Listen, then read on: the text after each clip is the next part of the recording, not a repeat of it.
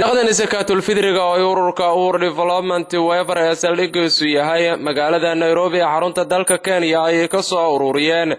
jaaliyadaha Soomaaliyeed ee ku kala nool dalalka Canada, UK, Norway, Koonfurta Suudaan iyo kuwa kale oo ay ku nool yihiin dad Soomaaliyeed ayaa loo qaybiyay dad badan oo xilligan si aad ugu baahnaa waxayna isugu jireen dad iyo waliba kuwa aan waxba qabsan karin sida curyaamiin iyo camoolayaal magaalooyinka Matabaan, Dhuusamareeb, Xaradheere iyo waliba Guraceel ayaa loogu qaybiyay raashinkani oo ahaa bariis qoyskiina waxa uu helay 25 kiilo iyagoona si aad ugu mahad celiyay ururka deeqdan soo gaarsiiyay iyo waliba cid kasta oo gacan ka geysatay aniga waxa la yiraahdaa Ciise Warsame waxaan mahad u haynaa dhalinyarada na soo xisiisiday annako walaalahooda oo xilligii aan u baahnayn horta taas oo mahad celinaynaa si fiican oo sharafad leh oo waji leh oo magaciisa lahaana ragina soo gaarsiiyay oo noo siiyay oo noogu baxay waan ay mahadsan yihiin waxaan doonaynaa in ragga kale oo ka maqan ay ku soo daydaan oo sidoo kale ay noo soo taakuleeyaan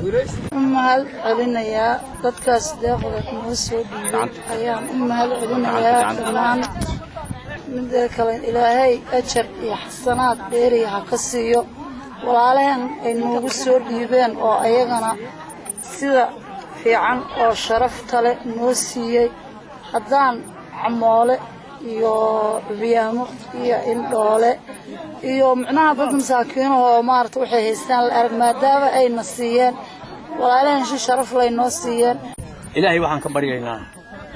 ilaahay waxaan ka baryaynaa ilaahay baa wax la baryeelay ilaahay waxaan ka baryaynaa wixii aan muslima oo deeqdaas loo soo dhiibay oo inta laga dhawaajiyay u soo dhiibay oo inta laga dhawaajiyay siiyay kuwii siiyay iyo kuwii soo dhiibay ajar iyo xasan Allah siiyo saaqada ay maanta ma siiyo oo fikrada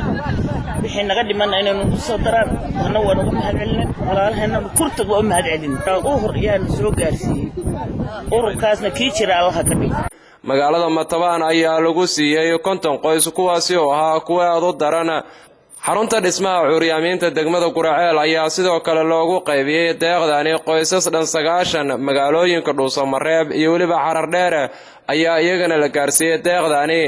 Ciise Xaraash oo kamid ah guddiga deeqdan wakiilka ka ayaa sharaxaya tira ahaan dadka ay gaarsiiyeen deeqdan aan ka qaybinay meeshan waa idad firti waaye waxaan ninka leeyahay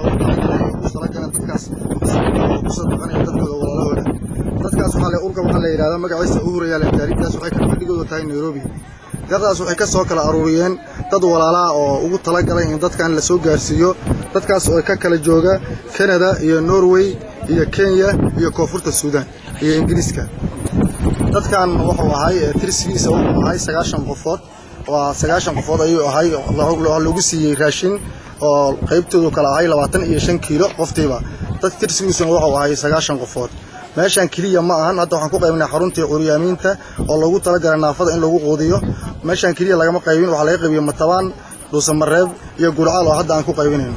dadka waxaan siinay dad loogu tala galay oo aad u dhibaataysan markay arkeen wajigooda waad garan kartiin hadda farxad ayaa ka muuqata marka waxaan leeyahay dadkaas walaalaha oo u soo dhiibay arrinta inay aad ugu dadaalaan sida ay garteen ugu soo laba korjibaaraan dadkaas walaalada oo dhibaataysan ka muuqato inay u baahan yihiin inay soo caawiyaan aad ugu soo raahaateen maxaa ku jirnaa hadda runtii curyaamiinta oo qabye ah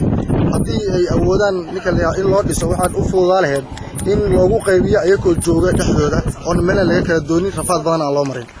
dhammaan tirada guud ee dadkii deeqdani ka faa'iideystay ayaa gaarayay 510 qoys oo xilligan si aad ugu baahnaa in gacan la siiyo xasan kaafi cabdiraxmaan axmed Soomaali Channel Guraceel